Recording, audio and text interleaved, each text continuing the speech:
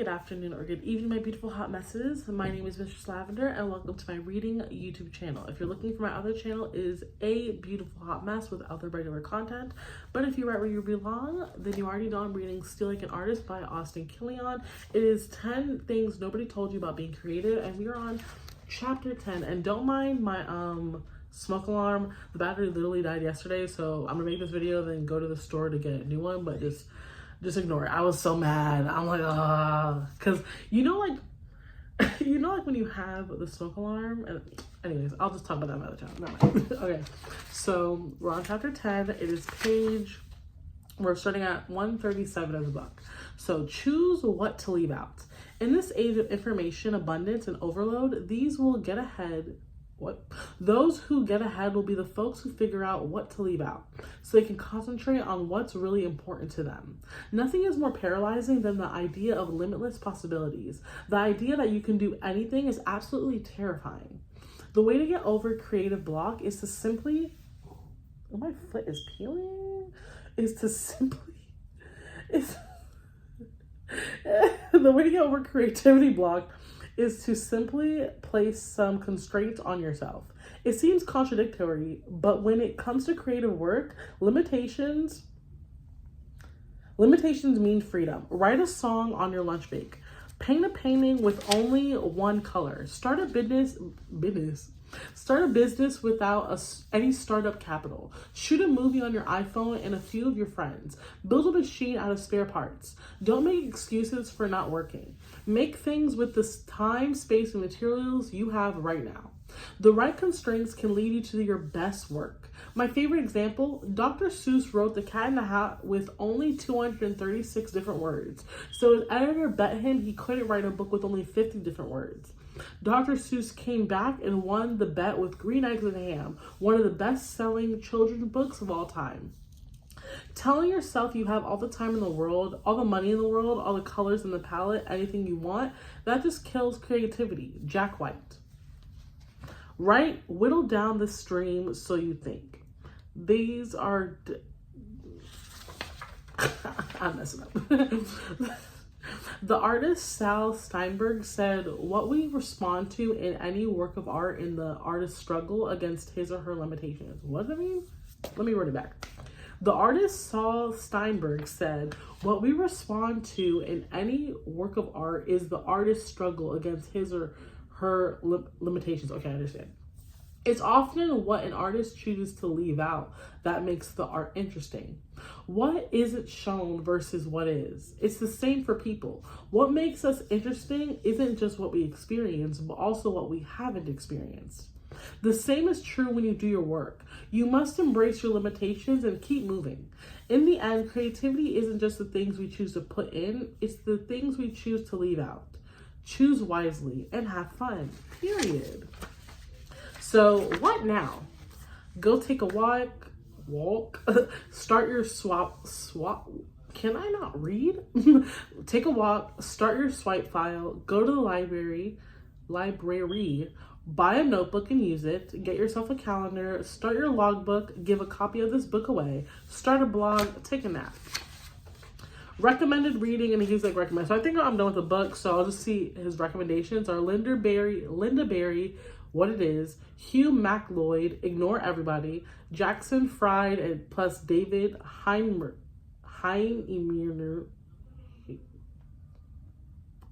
The book is Rework, Lewis Hyde, The Gift, Jonathan Lethiam, The Ecstasy of Influence, David Shields, Reality Hunger, Scott McCloud, Understanding Comics, Annie Lamott, Bird by Bird, Mahaley CSIKSZENTMIHALYL, Flow, Ed Embleary, Make a World. So I think, yeah, so YMMV, your mileage may vary. Some advice can be vice. Feel free to take what you use and leave the rest. There are no rules.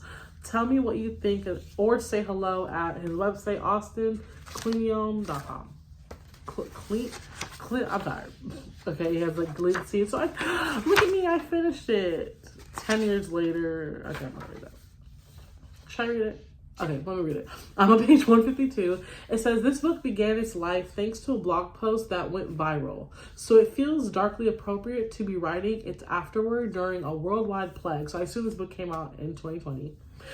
Ideas spread a lot like the plague. They thrive in networks of brains connected to other brains. But ideas only really take hold in minds that are ready to receive them and pass them on. So why were the ideas in this book received by so many? And why has this book stuck around for over a decade? Influence and influenza, in fact, have the same etymology. Eliza Gabbert. Marshall McLuhan's editor once told him, a successful book cannot venture to be more than 10% new. The open secret of Steal Like an Artist is what it practices, what it preaches, and it operates by its own principles. The book is a collage of other people's ideas. Old ideas, since they've been around so long, tend to be more durable and easily accepted than new ones. And the big idea at the heart of the book, nothing is completely original, is downright ancient. In chapter 1, I quote from ECCLESIASTES. If I don't know where, I just spelled it. There's nothing new under the sun. But almost 2 millennia after the line was written, the Egyptian poet Khakheperresenb was already complaining that the good words had been used up. The idea that there's nothing new is at least 4,000 years old. What is wrong with me? Nothing's wrong with me. I'm amazing. Anyways, the only thing new is you finding out about it, says bassist Mike Watt. The problem of originality might be very old, but for every human who arrives on the planet, the problem becomes new again. That's so true. Art is 99% robbery. If you want to do anything creative, at some point you have to grapple with influence and what to do with it. The trouble is the way we usually talk about influence is backwards. If I say Jean-Michel Baptiste was influenced by Vincent van Gogh, it makes it sound like Vincent van Gogh was the one doing something to Baptiste, when it was actually Baptiste doing something with Van Gogh. Our understanding of influence is obstructed by the grammar of our language, wrote critic K.K. Ruthven. In matters of influence, it is the receptor who takes the initiative, not the emitter. You've got to realize that influence is not influence. It's simply someone's idea going through a new mind. Let me run it back. You have to realize that influence is not influence. It's simply someone's idea going through my new mind.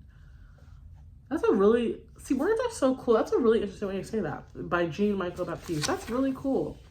In other words, influence is not passive, it's active. Influence is not bestowed upon you by others. Influence is something you take. Which brings us to the word steal. From the very beginning, people have asked me why I had to use that word. I tell them it's because I'm not very original. The only reason I used the word was because so many artists have used it before me. It's a provocative word, maybe even a dangerous word, but is it the right word? I like the word steal because it gives you a very specific and fruitful way of paying attention to the world. To be a good thief is to always be casing the joint, looking for the next bit of inspiration. They say there's no honor among thieves, but there should be, and this book tries to set down a code to live by. That's fire. Okay, I'm still reading. Unfortunately, there will always be those who go too far. Some readers may take the title literally.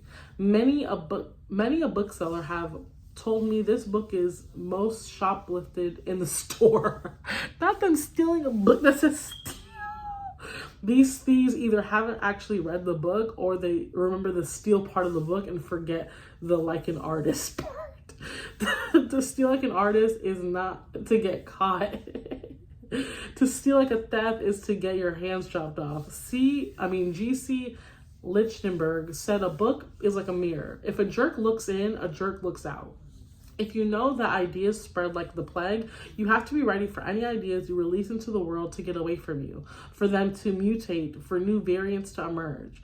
If the idea spreads far enough, eventually people might not even be able to trace the idea back to its source. I've seen photos like Steal Like an Artist spray painted on brick walls and stencils on the back of bootleg jackets in countries I've only dreamed about visiting. At this point, the phrase is more beloved and well-traveled than I am. The ideas in this book may have spread a little too far. Our pop culture is overrun with endless spin-offs, sequels, and remakes, while the gigantic copy machine called the internet spits out infinitely repeating memes. We are all under the influence, but the influence we're under is our own. It's as though we've been locked in a stale room for too long, intoxicated by our own fumes. T.S. Eliot said a good artist will steal from artists remote in time or alien in language or diverse in interest. The artist must journey past the surface of what's being offered up and keep searching for fresh sources of inspiration. There are few images to be found. One has to dig them up like an archaeologist. One has to search through this ravaged landscape to find anything at all. Wisner Herzog. As much as I enjoy looking back, it's never good for a writer to spend too much time in retrospection. You can't move forward if you're looking back, period. To execute a creative project is to carry out a kind of death sentence. I do the work of putting the words and the pictures on the page, but once I finish a book, it's pretty much dead to me. Been there, done that. Once you start looking back, you have to stop moving forward. And what is proverbially said of sharks is true, at least metaphorically of artists. If your forward momentum ceases, you die. Martin Gayford. It's a closed book until the reader opens it. The reader brings the words and pictures to life with their time and attention. There are many readers who continue to give this book a life is a surprise and delight. The book now belongs to y'all more than it belongs to me. It's the reason I haven't made many changes to the original. Who am I to change it? There are more years between me and the me who wrote this book than between the me who wrote this book and the 19-year-old me he is writing for. When I reread the book now, it's no longer dead to me. It's just strange. The strangers are alive, but with a force I don't recognize. Who wrote this, I think to myself? Who is this kid? Where did he get all this energy and confidence? He stole it all, obviously. Now we get to steal from him. June 2021, Austin, Texas. Reader, each time you handle me, I come to life. This, shout out to Austin. Yeah, shout out to Austin. This was a good book. I enjoyed it. This is a very good book. Look at us. We did it. Yay. We did it. We did it. So again, thank you for coming to my YouTube channel. You'll be seeing the next video. I'm still in between my 48 Laws of Power. I'm not going to hold you. I'm trying to avoid the book. It's so long, but I need to read it. But this is a good book. I recommend getting it. But yeah, have a great day. Stay safe. Drink some water. Eat some food. And since we're family and we finished the book together, you might as well like, comment, and subscribe and turn your post notifications on. You know what I'm saying? Like, yeah. Okay, bye. My mouth is dry. I need to drink water. Bye.